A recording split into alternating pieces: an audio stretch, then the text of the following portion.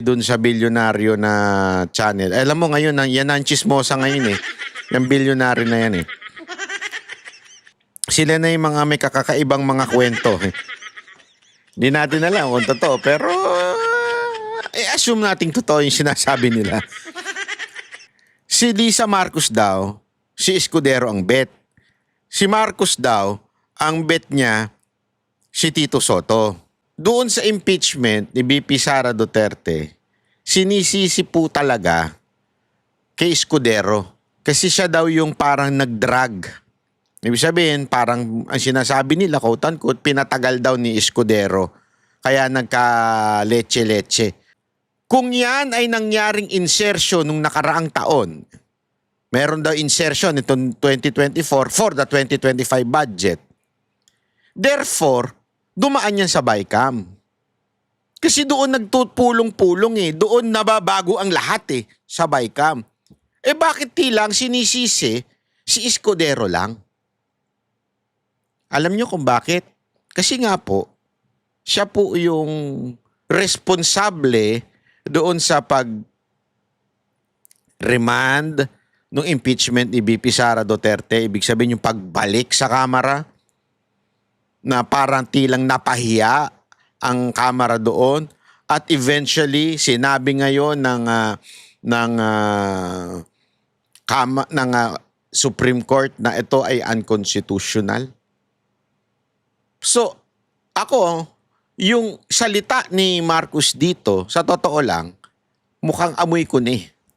Mukhang in the long run, ang sisisihin lang at kakasuhan at tatanggalin kasi hindi nila makontrol ay si Escudero.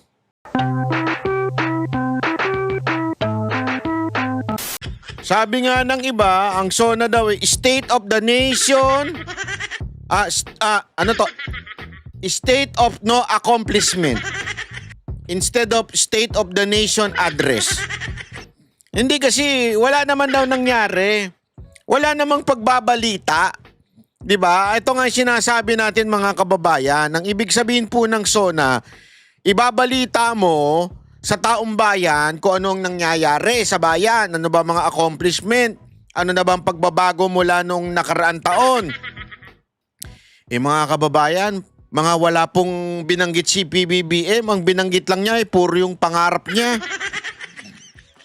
Hindi, yan po ang kanyang paulit-ulit na sinasabi, yung kanyang gagawin pa. Mali po yun. Hindi po ito kampanya. Yan din sinasabi pag sa kampanya, di ba? Di ba pag ikaw nangangampanya, sasabihin mo, gusto mo ganito ang mangyari sa bayan ko. Gusto bumaba ang bilihin. Gusto maayos ang trapiko. Yan, yun yung gusto mo mangyari. Pangarap mo sa bayan mo, kaya ka tatakbo.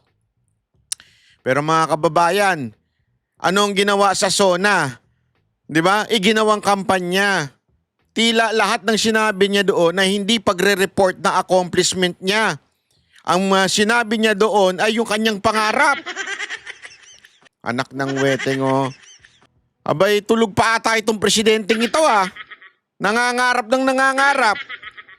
Wala ho tayo narinig na pagbabalita. At grabe ho ah. Alam no, nung nakaraang taon, dito ka magtataka eh, nung nakaraang taon mga kababayan, ang kanyang pinagmalaki yung flood control project. 'Di ba? Ano nangyari? Pagkatapos noon, yun yung last year eh, pagkatapos nung SONA, kinabukasan binaha.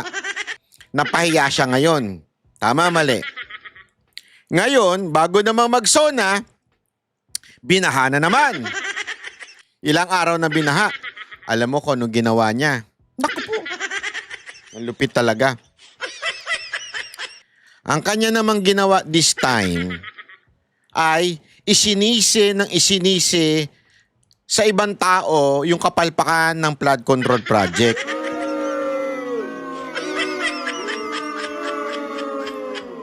Nakakapagtaka lang kasi yung mga media, tila mga pipi na ngayon. Alam mo ito mga media, sa totoo lang, ano talaga kayo prostitute talaga kayo. Halatang bayarang kayo. Kasi hindi na kayo nagsasalita. Para bagang na ano na kayo, na nasapala na kayo ng pera. Isipin nyo kung panahon nito ni Pangulong Duterte, sigurong kaliwat kanan ng batikos, pero ngayon, grabe ho. Umuoo lang ang media. Ito'y malaking katarantaduhan, mga kababayan. Bakit to, kanyo? Kaya ka piniling presidente, hindi para manise. Kaya ka pililing presidente ng yung, ewan ko sa'yo, bumoto sa'yo. Para solusyonan mo yung problema, hindi mo naman sinulusyonan. Nanisi ka lang na nanisi ng ibang tao. Tapos kunwari, tapang-tapangan ka pa.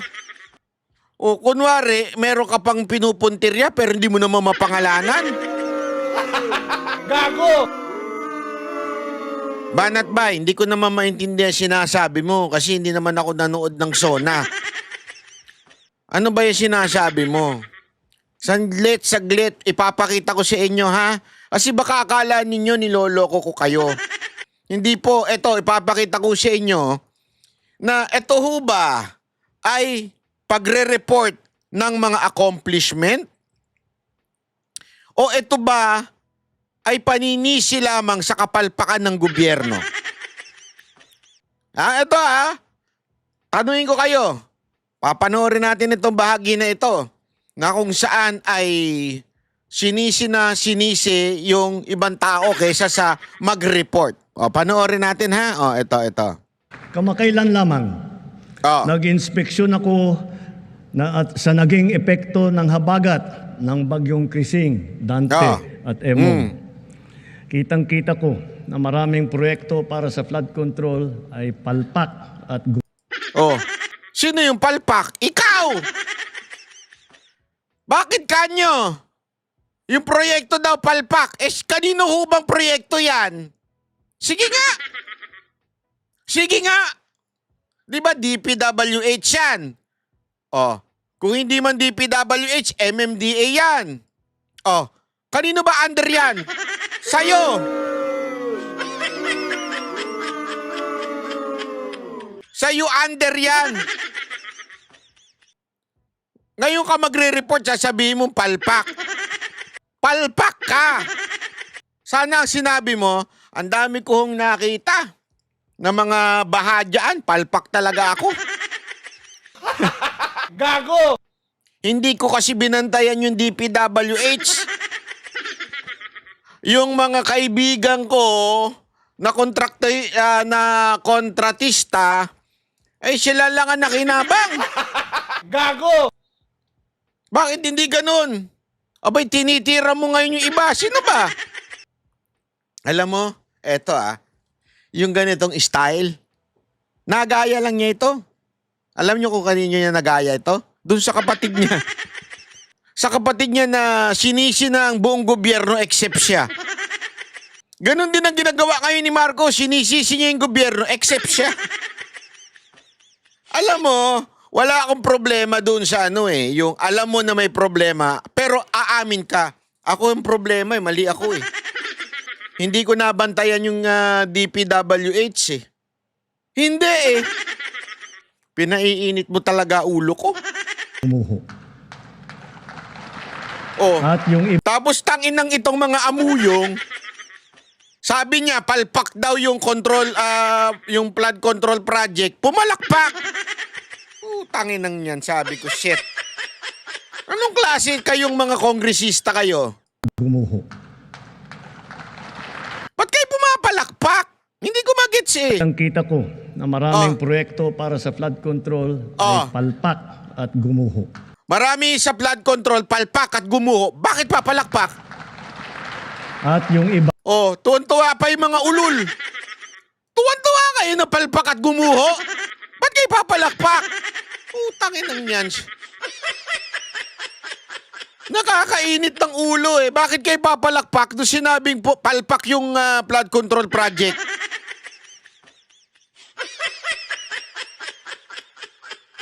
Sino ba nag-aproba niyan? Di ba Kamara at saka Senado? Kayo-kayo rin yan Yung nanonood, kayo-kayo yan.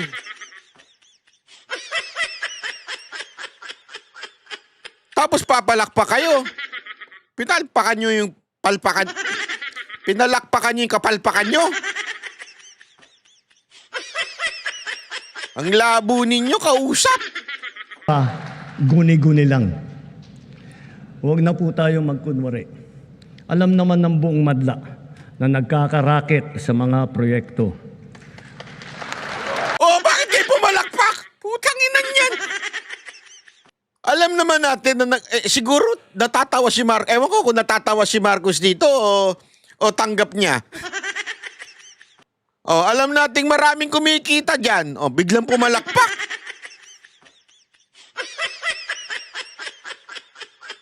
Ang labo ng kamera, oo. Oh, bakit?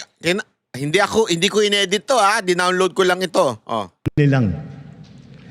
Huwag na po tayo magkunwari. Oh. Alam naman ng buong madla Na? na nagkakaraket sa mga proyekto.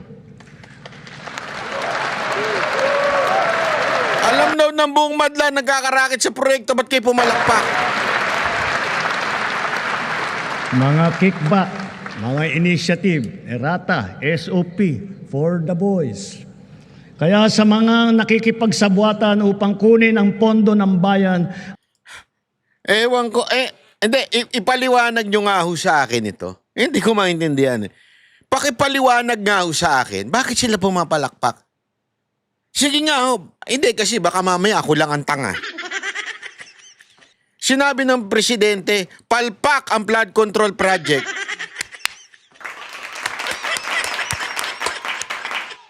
Marami ang kumikita dito. At alam natin yan.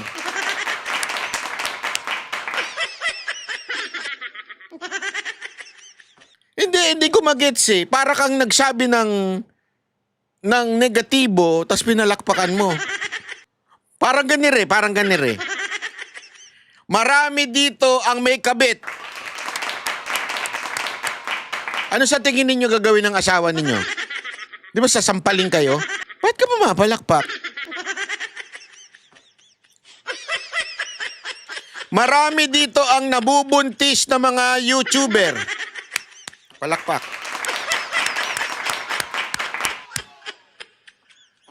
Kung nandyan asawa nyo siguro, sampaling kayo nun. Ay na, ba't ka pumapalakpak? Marami nabubuntis na YouTuber, nanganganak daw sa Amerika.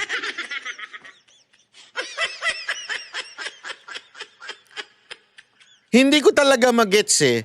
Ako aaminin ko sa inyo ha. Hindi ko ito magets. Pwede ho bang pakipaliwanag ho dyan sa ibaba, isulat ninyo, bakit sila pumapalakpak? Bakit sila tuwan-tuwa na sinasabi ni Marcos palpak yung flood control, palpak yung maraming kumikita dito sa flood control pero pumapalakpak sila?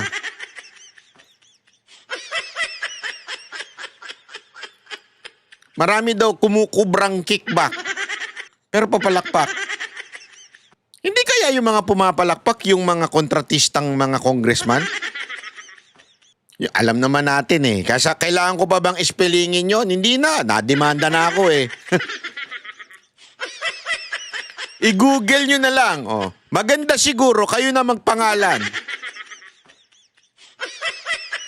Sino yung mga kontratistang congressman na na-involve sa kung saan-saang palpak na proyekto? Oh. Clue, bigyan ko kayo ng clue. Binanatan to ni Joel Villanueva. Kayo na magbanggit. at nakawin ang kinabukasan ng ating mga mamamayan. Mahiya naman kayo sa inyong kapwa Pilipino. Naghiyawan. Mahiya naman kayo.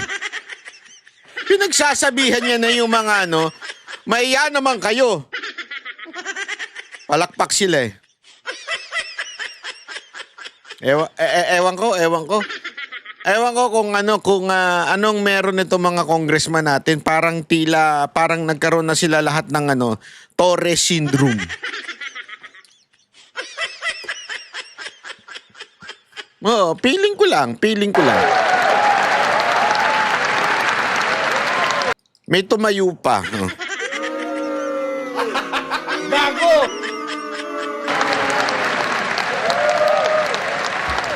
Mga sip-sip na mga amuyong,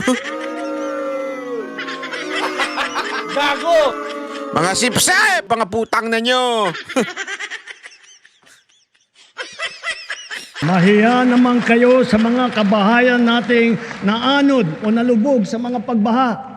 Mahiya naman kayo, lalo sa mga anak natin na magmamana sa mga utang na ginawa ninyo nang binulsan nyo lang ang pera. Gaya-gaya ito kay Duterte. Siguro sinabihan siya na, alam mo, Mr. President, kasi parang totoo yung sinasabi ni Duterte na mahina ka na lang, kaya this time maggalit-galitan ka sa SONA. Hindi, ito to galit-galitan siya dito. Sa loob-loob ko, bakit mo hinayaan? Ang problema, itong mga nakaraang taon, yung mga proyekto na yan, ginawang gatasan ng mga kontratista, mga congressman, at maging DPWH. Hindi naman mangyayari yan kung binantayan mo yan. Kung binantayan mo yan, hindi sana nangyari. Sa'yo yan eh. Under sa'yo ang DPWH. Di ba? So bawat proyekto, dapat bago pa ilabas yung pera, tama ba? May kalidad ba? Gumagana ba? Eh, di ba yung halimbawa na nga lang yung sinasabi ni Yorme sa Maynila. Ilang congressman yun na tinutukoy niya. Di ba? Na nagpagawa pero hindi naman gumagana. Sino ba ang gumagawa? Sige nga. Sino bang nagsusupervise niyan? Hindi naman yung congressman eh. Basta siya makahut-hut. Basta siya may alat yung project dun sa distrito niya, makahut-hut siya dun, tapos sino na nag-i-implementa ng proyekto? Yung DPWH na. Kung matino kang presidente, kung ikaw ay hands-on na presidente, di bantayan mo dapat, hindi mo binantayan kaya nakalusot tapos maninisi ka ngayon.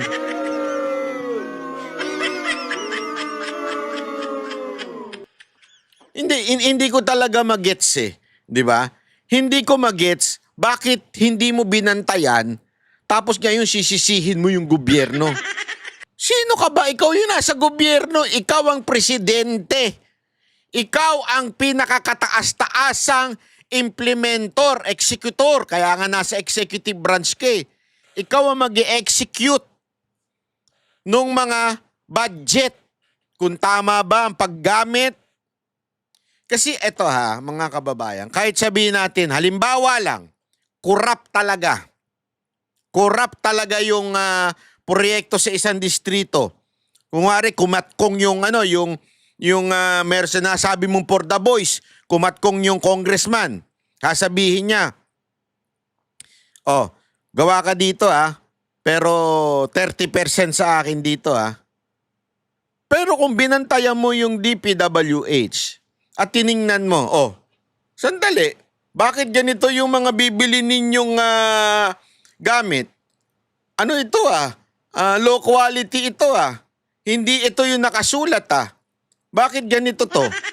Hindi, kaya nga alam mo, paulit-ulit natin sinasabi, napaka-importante na naging mayor ang isang mamuno bilang presidente.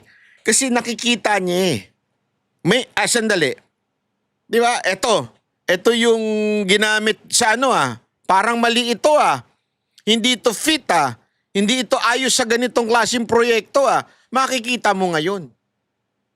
Anong ginawa mo? Umupo ka, pinabayaan mo, tapos sa bandang dulo, hoy, sino kayong mga kumatkong dyan? Tapos na, nakatkong na. Tsaka ngayon maninisi. Tsaka mo ngayon tatanong, iimbestigahan natin to. Tapos na, nakatkong na. Hindi sa akin ang galing yan salita na yan Kumubra na ng pera. Tapos na. Tapos na Nangyari na. Naubos na yung pera. Hindi napagawa yung tamang flood control. Kaya nga nagkabaha-baha. Paano mo pagayin? Pananagutin mo. O, ngayon, may babalik ba? Hindi naman may babalik yan eh. Wala na. Olat na tayo. Kung sana binantayan mo simula pa lang, tapos sana usapan. Ngayon, naninisi ka na lang. Hindi, alam mo, simpleng business lang yan eh. Di ba? I mean, palitin mo sa negosyo. Ikaw yung may-ari ng restaurant. Hindi mo naman pwedeng sisihin mo lang na sisihin yung mga waiter mo tsaka yung mga cook mo. O bakit tayo lugi? O ano nangyari sa pagkain natin? Bakit di masarap? Ikaw ang may-ari eh. Ikaw ang naglagay ng manager dyan. Ikaw ang naglagay ng cook dyan. Ikaw ang naglagay ng kapitan na waiter. Di ba? Ikaw. Lahat sa'yo. Tapos maninisi ka. O bakit mali-mali ito? Eh kung hands-on ka, binabantayan mo sana yung kitchen. Sinisigurado mo na yung chef mo ay ginagawang masarap talaga yung pagkain. Binabantayan mo yung mga waiter. Sinisigurado mong nakakapag-serve ng maayos. Hindi, anong ginawa mo? Kumuyakoy ka sa bahay tapos sinisi mo sila nung nalugi yung negosyo.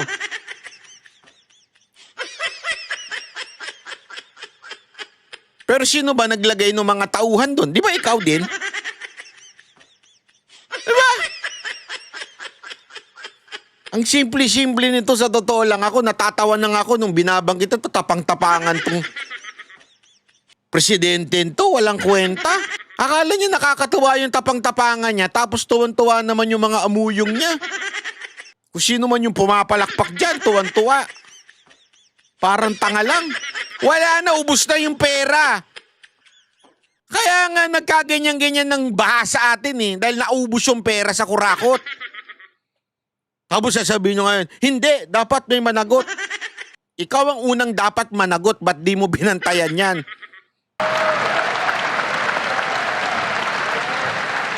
Hindi mo nga sinibak yung DPWH mo eh. Di ba? Sana man lang, akin ha, kung sa tingin mo may problema talaga, dapat sinibak mo lahat yan. From secretary to Yusek, sibakin mo lahat yan. Palpak pala eh.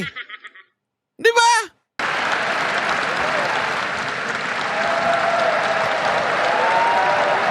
Palakpak pa ng palakpak to mga anong to.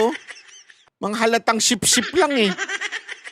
Alam mo, nakakahiya itong, sa totoo lang ha, naging clown na talaga itong gobyerno natin.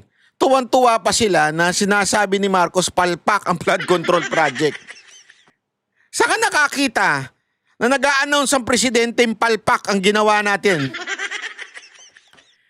I mean, sino ho ba ang nag-decide sa budget? Nagsisimula sa, putang ina, hindi ko na magets.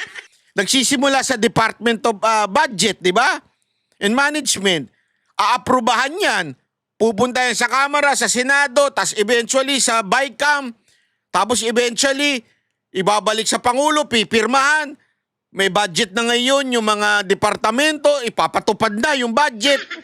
Sino ba gumagawa nun? Kami ba? Mga ordinaryong Pilipino? Di ba kayo? Ngayon, palpak, pumapalak pa kayo. Gago! Katawa-tawa talaga ho ito. Para ho tayo nasa circus. Hindi ko magets eh. Hindi ko talaga magets. Tapang-tapangan lang eh. Tanungin ko kayo. Sige nga, sige nga. Nakatatlong taon na yan ha. Nakatatlong taon. Meron ho bang nakasuhan? Meron ho bang nakasuhan, natanggal, at nakulong sa pagnanakaw sa bayan natin? Sabihan niyo ako kung meron. Eh, yun yung nakasuhan, nandiyan pa rin eh.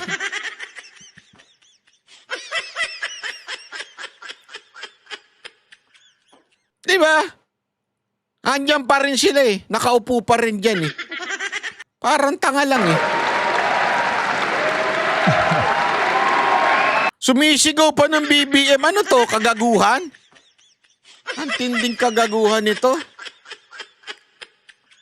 Hindi ko talaga magets. Alam mo, minsan maaano ka na lang talaga sa bayan mo eh. Parang tayong ginagago na talaga eh. Budol-budol man talaga ito si Marcos eh. Binubudol tayo eh. Tayo na tuwan-tuwa, sinisi yung gobyerno. Sino ba? Gobyerno, di ba kayo? Ang ina niyan. Nakakabuisit.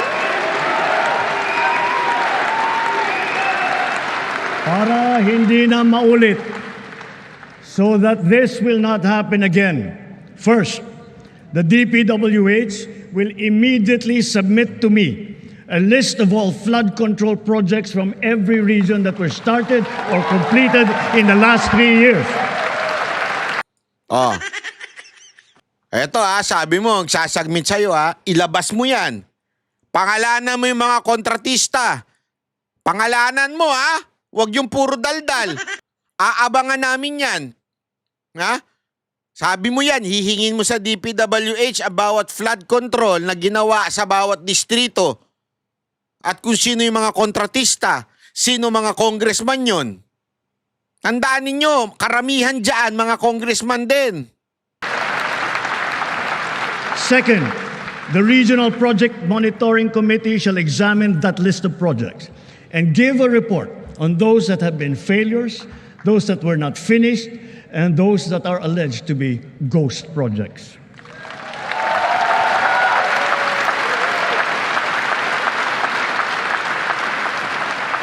And third, we will publish this list. Ayan sabi niya, pangako niya yan, ipapublish daw niya yung list. Kung sino-sino yun. Kung mga kontratista dyan. Tingnan natin, Hindi ako, I'm still hoping that you would do that. Although sabi ko nga, it's too late. Sobrang, hinayaan mo nang mangyari, tapos tsaka mo na lang ngayon hahanapin kung sino itong mga ugok na to. Tapos na, naubos na yung pera. Ako, mag-e-expect talaga ako na may makukulong na kontratista at saka mga congressman at madidemanda at matatanggal. Sa Kamara. Yung mga kontratista na may kinaugnayan sa congressman, matanggal dapat sa Kamara. Kasi ako, iba naaamoy ko Iba naaamoy ko dito. Mamaya ikikwento ko sa inyo kung ano naaamoy ko. Isa sa publiko natin ang listahang ito. Kaya ang publiko na saksi sa mga proyektong ito ay malayang suriin ang listahan at magbahagi ng kanilang nalalaman para makatulong sa ating investigasyon.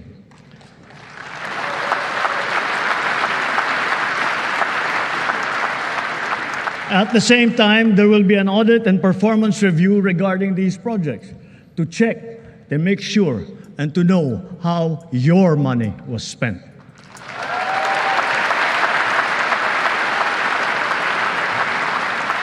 Sa mga susunod na buwan, makakasuhan ang lahat ng mga lalabas na may sala mula sa investigasyon. Nako, eto na, may kakasuhan daw. Iba amoy ko dito, mga kababayan. Iba na amoy ko.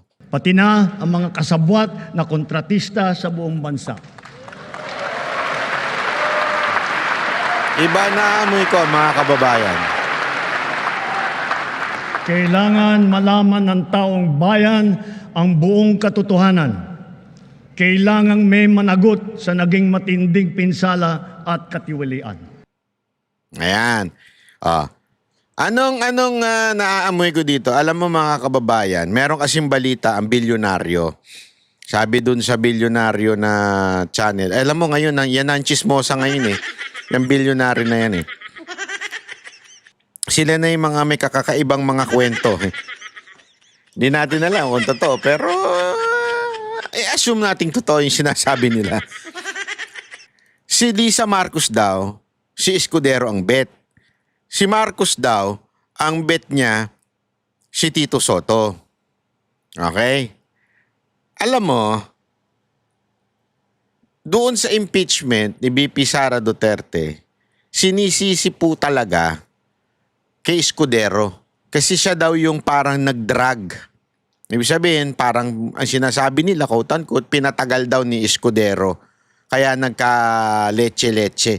Inantay yung desisyon ng Supreme Court na unconstitutional. So maraming nagalit kay Cheese Escudero dito. Tapos biglang lumabas yung issue na kesyo merong insertion na ginawa si Escudero. Mga kababayan, hindi kaya ni Escudero yun. Let's assume it is true. Pero until now, hindi pa ho natin masabi yan. Kasi wala pa hong na lumalabas na dokumento yung sinasabi ni Soto. Let's assume it is true, yung insertion na yun. Okay, let's assume it. Na yung insertion, nangyayari yan during BICAM. Ano ibig sabihin ng BICAM? Kasama ho dyan yung Speaker of the House at yung kanyang kasama niya sa finance. Okay? Hindi ko alam ngayon kung sino yung chair ng finance yung nagkaroon ng insertion. Hindi ko alam kung kay Kimbo na ba yun o kay Zaldico. Hindi ako sure kung kailan yon. Pero gayon pa man, kung yan ay nangyaring insertion nung nakaraang taon, meron daw insertion itong 2024 for the 2025 budget. Therefore, dumaan yan sa BICAM. Kasi doon nagtutulong-pulong doon nababago ang lahat sa BICAM. Bakit tilang sinisisi si Escudero lang? Alam nyo kung bakit? Kasi nga po, siya po yung responsable doon sa pag-remand ng impeachment ni BP Sara Duterte. Ibig sabihin yung pagbalik sa Kamara na parang tilang napahiya ang Kamara doon at eventually sinabi ngayon ng Supreme Court na ito ay unconstitutional. So, ako, yung salita ni Marcos dito, sa totoo lang, mukhang amoy ko ni. Mukhang in the long run, ang sisisihin lang at kakasuhan at tatanggalin kasi hindi nila makontrol ay si Escudero. Sa totoo lang. Sa tingin ko etong alam mo yun, itong pangako na dal na ito, feeling ko si Escudero lang ang target dito. Aabangan ko yan.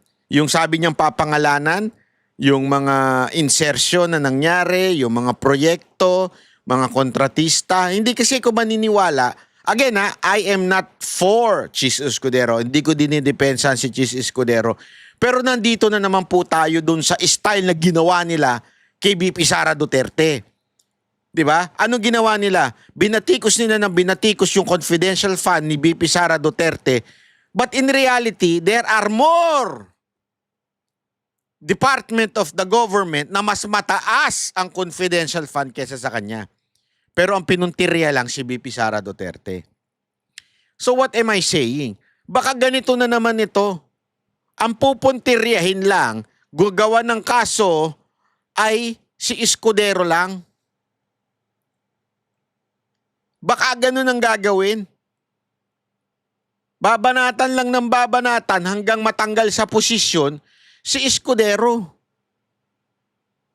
Hindi, sa tingin ninyo mga kababayan. Di ba?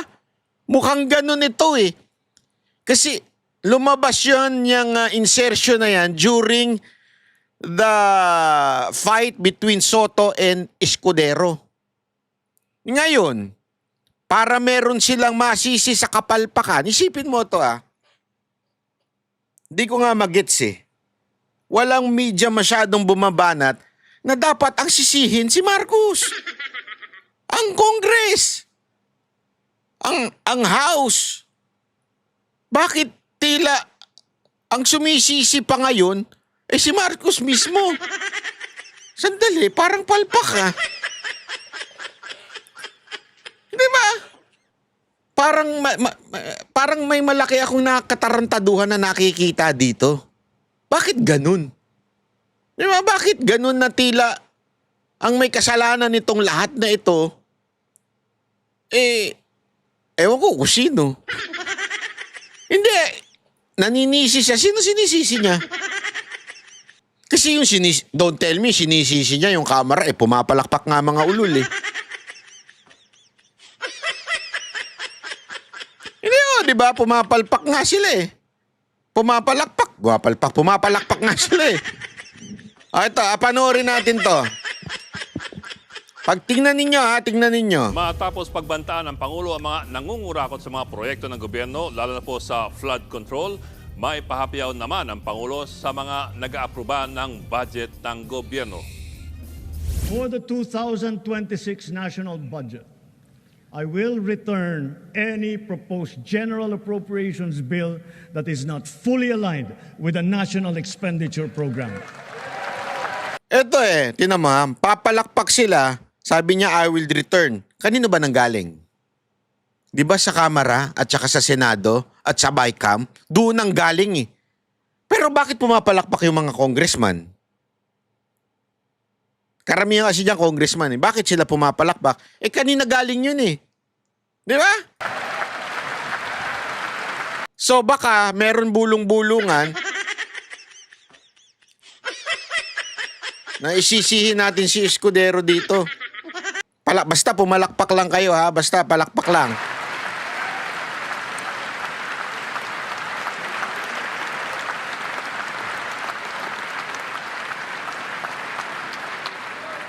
And further, I am willing to do this even if we end up with a reenacted budget. At palakpakan naman ng mga congressman at mga senador. Hindi mo tuloy maintindihan kung alam nila na sila mismo ang pinariringgan ng Pangulo. Dahil ang Kongreso ang siyang nag-aaproba po ng General Appropriations Act o yung budget. At kung babalikan mo ang mga nangyari sa budget ng 2025, malaking kontrobersya po ang nangyari na pinagpiesta ng mga kritiko ng gobyerno. Ano po yun? Yun po yung mga congressional insertions na nasa daan-daang bilyong piso. At marami sa kanila questionable at may kinalaman din sa flood control. Balikan po natin yung mga nangyari. December 11, 2024, inaprubahan ng Bicameral Conference Committee ang pinal na bersyon ng 2025 budget para po pirmahan ng Pangulo. Pero mismo ang Pangulo ayaw pirmahan ng aprobadong budget. Sa halip, nagdesisyon siyang reviewin muli ang budget dahil sa dami ng mga binago ng Kongreso. Bakit? Ito po ang sample lamang sa BICAM. Ito po ang mga pinatawag na budget ng mga congressman at senador. Ang DPWH, dinagdagan ng budget ng 288 billion pesos dahil po sa dami ng mga in-insert na proyekto. 288 billion to Billion na pinag-uusapan dito hindi humilyon. 288 million nga, laki na Billion po ito. B as in B. Kaya nga ang total naging 1 trillion. DPWH project 1 trillion. May nakita kayo? Naramdaman ninyo na pagbabago sa baha? Wala. O sino gumawa? BICAM, Kamara at saka Senado. Tingnan nyo yung kalokohan. Sa unang pagkakataon, ang budget ng DPWH umabot ng higit 1 trilyong piso para po sa 6 trillion peso budget yan. Ang ayuda program na kung tawagan ay AKAP, biglang pinondohan ng halagang 26 billion pesos. Ang Kongreso, dinagdagan ng budget ng 17 billion pesos. Ang Malacanang, 5.4 billion. At tingnan nyo tingnan ninyo. Yan yung mga dadagdag. Ito lang yan. Ito yung pinag-uusapan ni Marcos ngayon. Nakita ninyo. Sino ang pinakamalaki? Tingnan ninyo. Ang tinaas. Pagdating sa opisina, DPWH, Congress. Mas malaki pa sila kaysa sa Senate at saka sa OP. Tapos palakpak kayo ng palakpak. Anak kayo, wewe. Di ko magits siyempre, kung magdaragdag ka sa isang panig, magbabawas ka naman sa kabilang panig. Ang mga binawasan ng BICAM, 95 billion mula sa DSWD, 74 billion sa PhilHealth, 27 billion sa CHED, 25 billion sa DOH, at 20 billion naman sa Department of Agriculture. Akala mo tuloy, hindi mahalaga ang mga ahensyang ito. Zoom in tayo po ulit sa DPWH kung saan sobrang galante ang mga senador at mga congressmen. 288 billion pesos po dinagdag ng BICAM sa departamentong yan na wala sa mga plano ng DPWH o ng Malacanang. Ano tuloy ang ginawa ng Malacanang? Disyembre 30, pinirmahan ni Pangulong Marcos ang 2025 General Appropriations Act.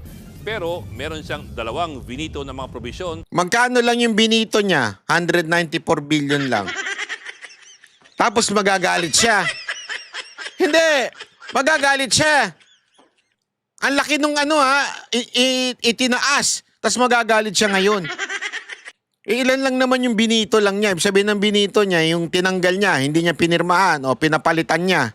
Diba? Gaguhan na to eh. Nagkakalaga ng 194 billion pesos.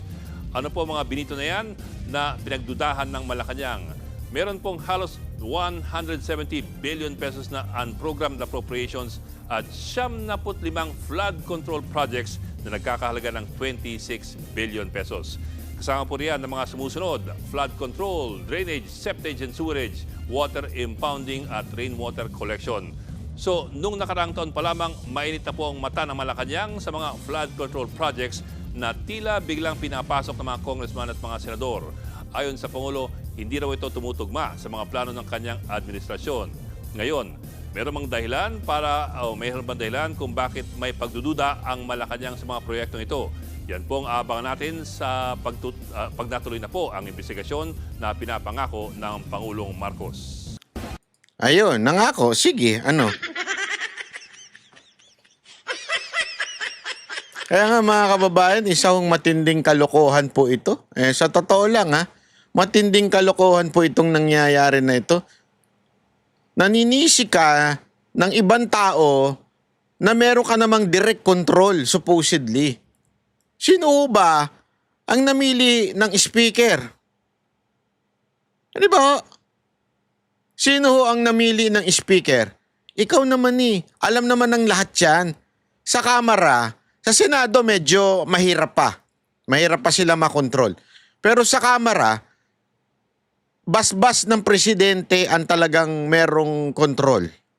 Pagdating po sa kung sino ang magiging Speaker of the House. In other words po mga kababayan, meron pong direct na influence ang presidente sa Kamara. At alam naman natin sa Kamara, diyan ang kakaroon ng hocus-pocus pagdating sa budget. Tapos sisisihin mo, sino? Ay nako.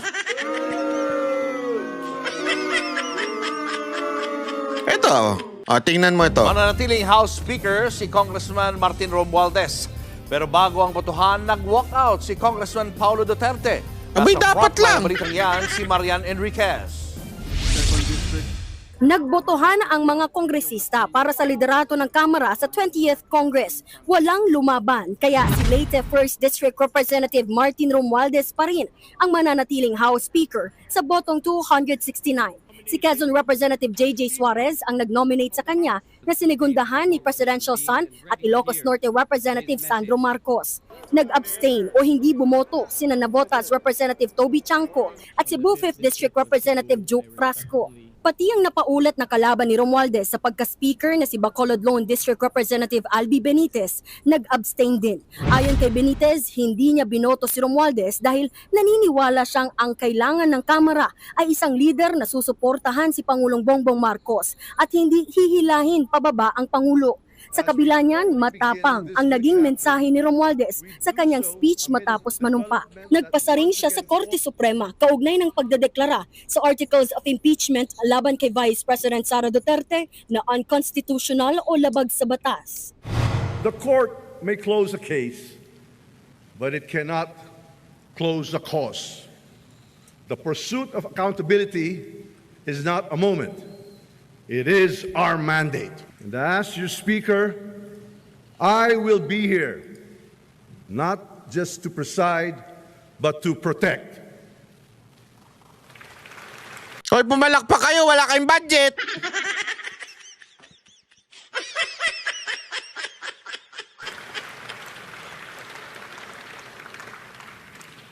Hindi ko kayo iiwan sa gitna ng unos. Sisiguraduhin kong walang bubong ang babagsak, walang pader, magigiba, at walang Ano magigiba? Ano magigiba? miyembro ang mapapabayaan. Mapapabayaan. Ano ito? Huwag mo na kasing pilitin mag-Tagalog. Hindi ka na marunong mag-Tagalog eh. Kung si Romualdez hindi mangiiwan, bigla namang umalis ng batasang pambansa si Davao City Representative Paulo Duterte. Nag-walkout siya pagkatapos ng roll call kasama ang mga kapwa mambabatas mula Davao.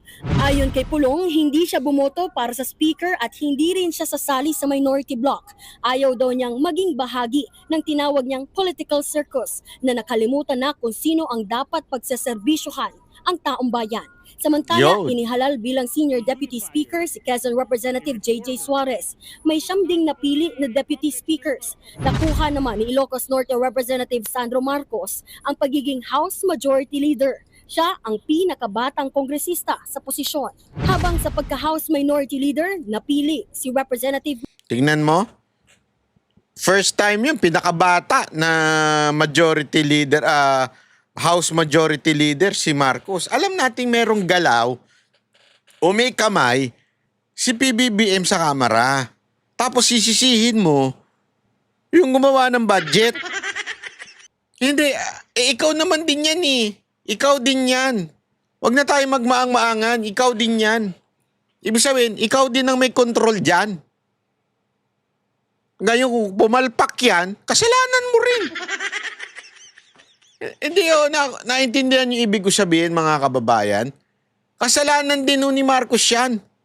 Kung bakit nagkakapalpak-palpak ko itong mga to. Wag na tayong maglukuhan. Anak ng weting naman oo. Hindi alam nyo mga kababayan nakakairita lang kasi itong sonang nangyari. Wala nang ang accomplishment. Tapos ganun pa ang tono niya.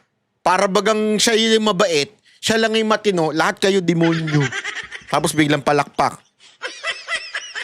Yung mga amuyong niya. Di ba? Hindi ba kayo naiirita doon?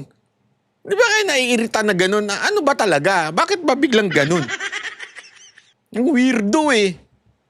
Di ba? Oh.